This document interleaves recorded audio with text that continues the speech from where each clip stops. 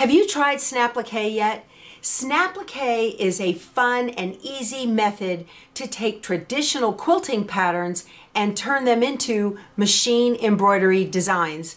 In this particular series, I'm going to be doing Merry Christmas, and this is a beautiful quilt from Amy Bradley Designs, and it is a quilting applique design. We'll scan the pattern pieces into the Brother Scan and Cut and convert it into a machine embroidery design.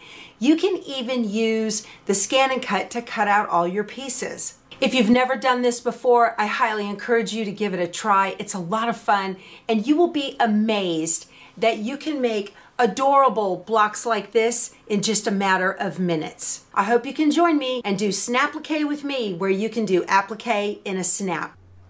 Hi everyone.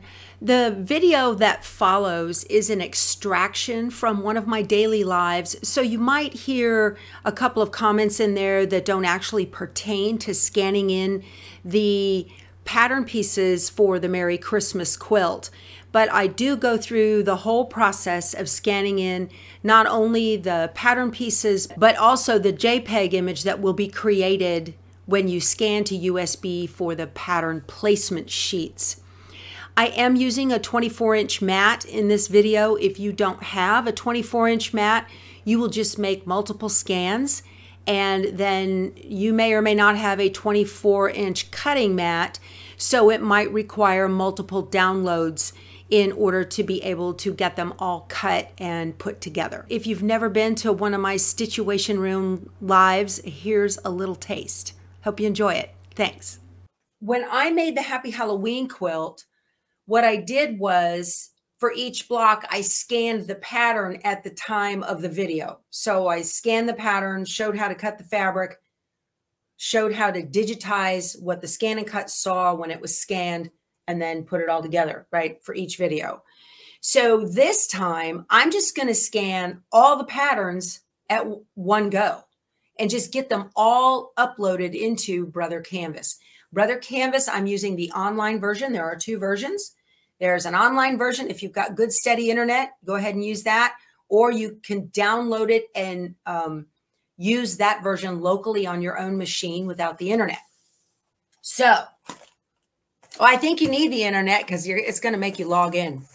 Anyway, if you have to double click an icon on your desktop in order to activate and get into the software, that's the local version. I use a browser and go out on the internet and go to canvasworkspace.brother.com. Okay, so I've got my Scan and Cut here. I'm going to show you guys. This is crazy simple. Crazy simple. Let me turn that on. Now, I have a 24-inch scanning mat. If you have a 12-inch scanning mat, you will scan, like if there's 2 pages to the pattern, you'll just do it, you know, 1 page on each mat, and it's just going to be 2 scans instead of 1. But there's a reason that, oh gosh, you guys are chit-chatting like crazy. That's awesome. There is a reason I chose I have a 24-inch mat, is because most of these patterns have more than 1 page. And so it's very handy.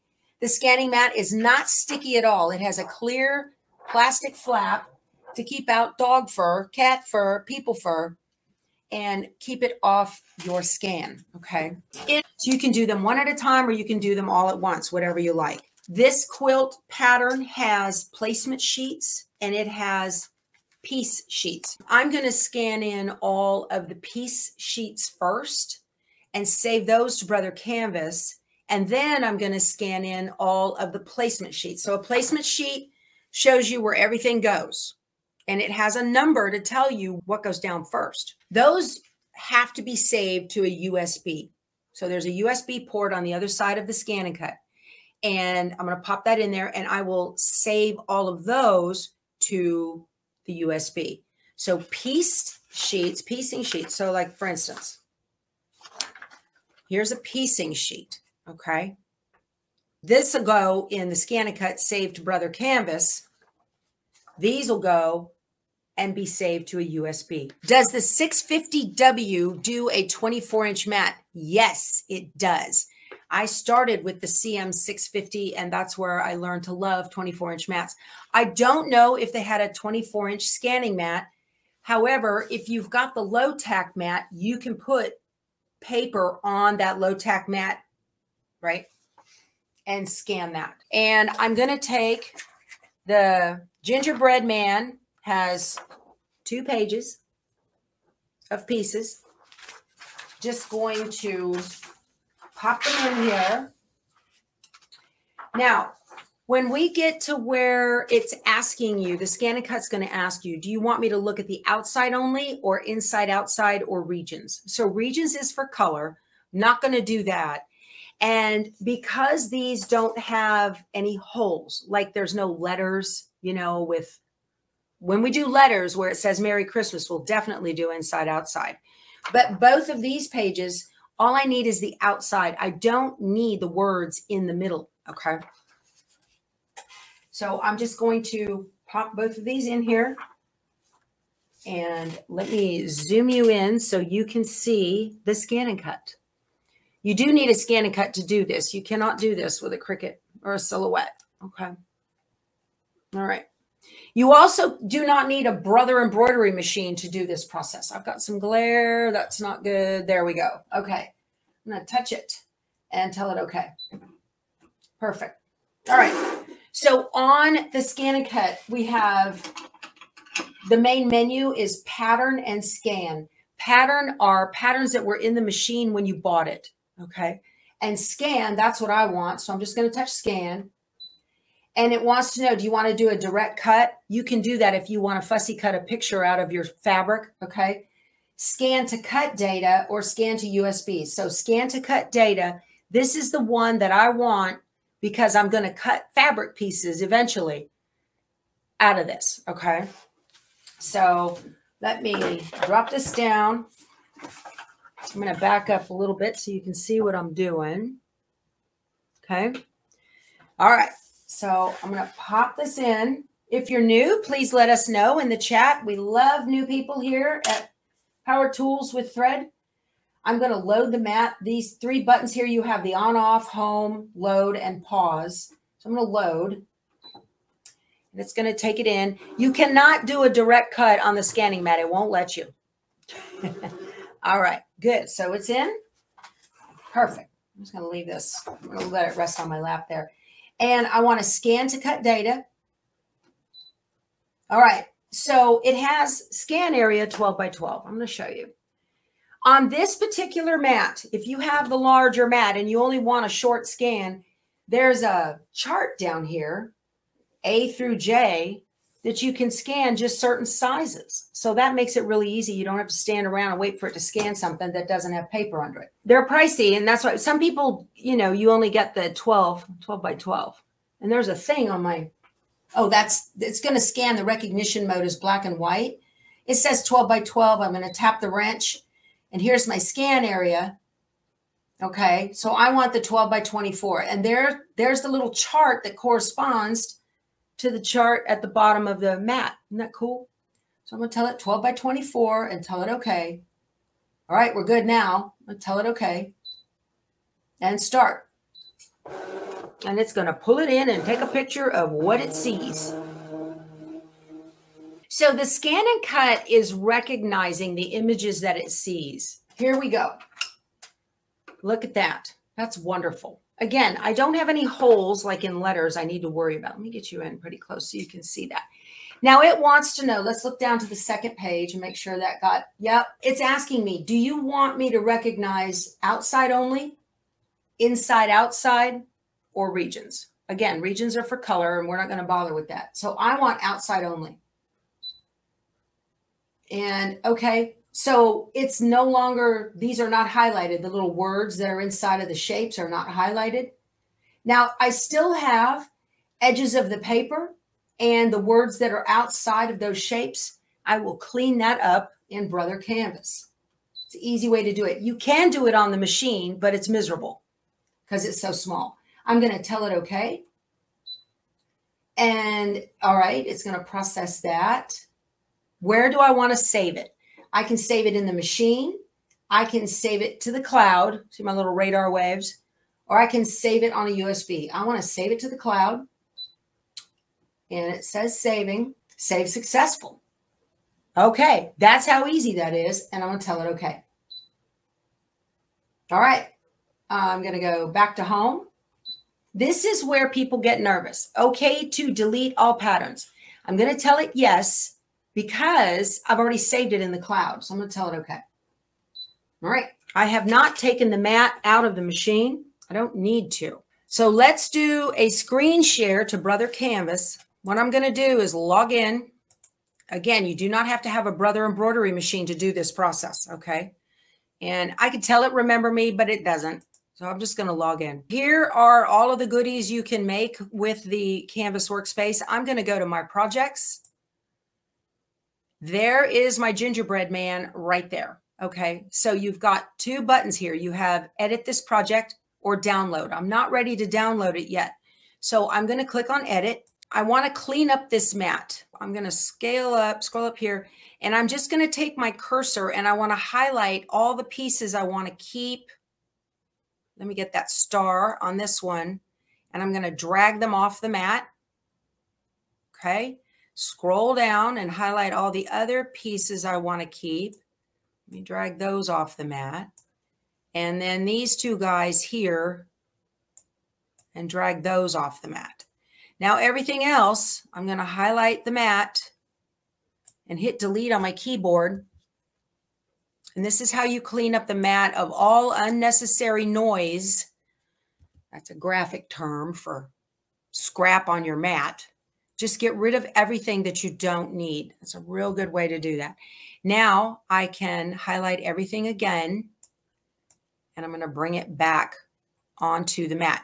Now, very important, the designer assumes that you are going to take these pieces and trace them on the back of Heat and Bond, and then iron that to your fabric, and then flip your fabric over. So what I need to do is flip everything horizontal. Okay, so I'm going to highlight as much as I can. Let me do these lower ones first, make sure I get them all.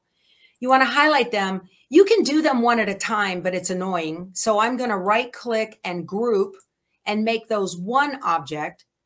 And then I'm going to come up to the edit tab and I'm going to flip horizontal. Okay, now I'm going to right click and ungroup them because they're different fabrics. So I need them ungrouped. And then this here, I'm going to highlight all of these. See, if you highlight them all, okay, they're multiple objects right there. So if I go to edit, it's grayed out. It won't do multiple objects at one time. So I'm going to highlight them all, right click and group, which makes them one object. And now flip horizontal is active and I can do that. And then right click and ungroup. Okay, so that's done. Now what I want to do is name this thing. So I'm going to come over here in this box in the upper left where it says C, and it assigned it a random number. I'm going to call it Gingerbread Man. And I'm going to come over here to Project. And I'm going to come to the inbox with an arrow and a plus sign that says Save as a new project. This project is completed. I'm going to tell it okay, saving's completed. And that's it. I'm done with scanning in the Gingerbread Man pieces. That's it. So I'm going to continue to do that for everything and get them all up there at one time in the Brother Canvas. Okay. And then I'm going to go through and put the other sheets on a USB. Okay. So I'm going to take this USB and put it in the side of the machine. There's a port over there. Now these are the placement sheets. Okay. This tells you where to put all those pieces. So normally what I'll do, it says it's got the seam line there. Don't mind that. So what I'll do is like just place them one over each other, hold it up to the light and put it, normally I'll tape them. Okay. So I can kind of see, this does not have to be exact, you guys. These placement sheets are to give you an idea of where you're going to put all the parts and pieces for your embroidery. Okay. Yes, we're going to embroider this. You don't have to. You can do it the old-fashioned way if you want. If you want to sew along with us. There are kits available, fabric kits available for this. All right. So let me get these piece sheets out of the mat. I'm going to pop this in right here. Now, again, I'm going to scan. I'm going to scan to USB. That's what you want to do, is scan to USB. We've got 3 different choices. Direct cut, scan to cut data. That's what we did with the pieces. We're going to let the scan and cut out all of our applique pieces. And then scan to USB. Okay. Now scanning, it says scan size 12 by 12. That's all I want is a 12 by 12. So, and it's going to save it as a JPEG image. Okay. I'm going to tell it start. So it's going to scan that in. All right. Saved to USB media, number 31. I'm going to tell it okay.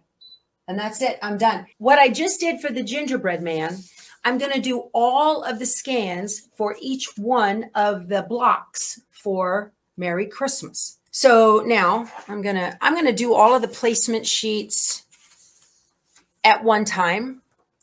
And like here are the pieces for Santa. Now, a lot of you are worried, like I don't have a giant, so the blocks are 11.5, right? You're supposed to cut them to 11.5. But if you look, the biggest piece is his beard, okay? And it fits on an 8.5 by 11 sheet. So the pieces are smaller. You're just going to have to do some shifting around in your hoop. Yeah, Linda, you're welcome. In order to put everything on one USB, what size of USB should I buy? Karen, I recommend you go to powertoolswiththreadstore.com, and we have USBs that are perfect for embroidery machine. I hope you had fun this morning. I know I did. I will talk to you soon. You guys get something under the needle this weekend, okay? You guys go sew something. Bye.